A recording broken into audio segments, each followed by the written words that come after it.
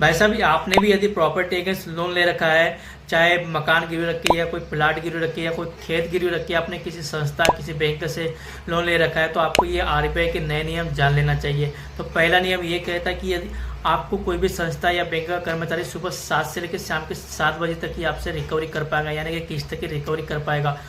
शाम के 7 बजे के बाद यदि आपसे कोई कॉल करता है, कोई बैंक का कर्मचारी या किसी संस्था का कर्मचारी कॉल करता है, मैसेज करता है या फिर घर पे आता है, तो उसकी शिकायत आप पुलिस को कर सकते हैं, यानी कि आप पुलिस थाने में रिपोर्ट कर सकते हैं। बशर्ते आपके पास प्रूफ होनी चाहिए, कॉल रिकॉर्डिंग होनी चाहिए, फोटेज होनी चाहिए, गवाह होनी चाहिए, तभी आप शिकायत कर सकते हैं। या फिर बैंक को भी आप शिकायत कर सकते हैं, वहाँ से आप निवारण ले सकते हैं। सेकंड नियम ये कहता है कि यदि किसी संस्था किसी बैंक का छुट्टी का दिन है, तो उस दिन आपको बैंक का कर्मचारी या किसी संस्था का कर्मचारी आपको परेशान नहीं कर सकता है। बैंक की छुट्टी के दिन आपको परेशान करता है, आपके घर पे आता है, डराता है, धमकाता है, तो उसकी शिकायत पुलिस को कर सकते हैं। बशर्ते आपके पास प्रूफ होने चाहिए, गवाह, स्क्रीनशॉट, कॉल रिकॉर्डिंग, जो भी फोटेज वगैरह आपके पास सबूत होने चाहिए।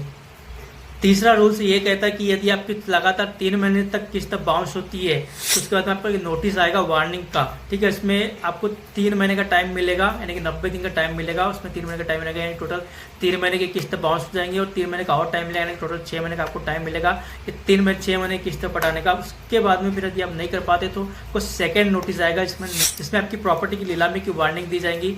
उसके बाद में आपका केस कोर्ट में जाएगा। बैंक की सुनवाई, आपकी सुनवाई के तहत कोर्ट आदेश देता है नीलामी का, उसके बाद में ही आपकी नीलामी होगी, यानी कि लगभग कोर्ट में केस चलेगा आपका 2 साल 3 साल, उसके बाद में ही आपकी नीलामी होगी। डायरेक्ट 6 महीने 1 साल बाद नीलामी नहीं हो सकती है। तो ये थे 3 नियम। लेकिन हाँ, यदि आप किसी कर्मचारी की या किसी बैंक के खिलाफ एक्शन लेने जा रहे हैं, तो आपको वकील की सलाह लेनी चाहिए, क्योंकि आरबीआई के नियम बदलते रहते हैं।